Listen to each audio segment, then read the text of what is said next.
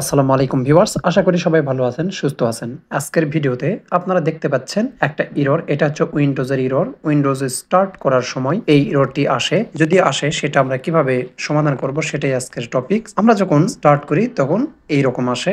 আমরা এইটাকে কিভাবে দূর করতে পারি সেটা এখন দেখব। আমরা পিসিটির ফ্রন্ট পার্ট খুলে নিব। ফ্রন্ট পার্ট খুলে নেওয়ার পর র্যাম খুলব।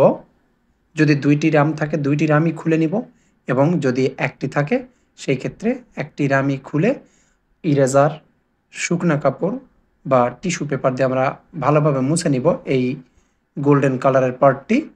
এটা মুছে নেওয়ার পর আবার ইনসার্ট করব। যেভাবে আমরা খুলেছি ঠিক সেভাবে ইনসার্ট করব। ২টি র্যাম হয় তাহলে আমাদের ২টি র্যামই খুলে পরিষ্কার করে এভাবে ইনসার্ট করতে হবে। তো আমরা ইনসার্ট করলাম। এখন পাওয়ার কেবলটি লাগিয়ে নিব। মনে রাখবেন এইসব কাজ করার পূর্বে অবশ্যই পাওয়ার কেবল প্রথমেই খুলে রাখবেন, তারপর এসব মাদারবোর্ডে হাত দিবেন। আমরা এখন পাওয়ার বাটনে প্রেস করব, দেখব পিসি অন হয় কিনা।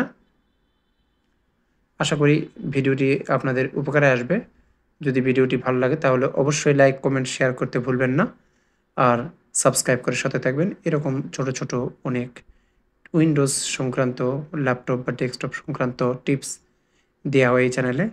ভালো থাকবেন, সুস্থ থাকবেন। আসসালামু আলাইকুম।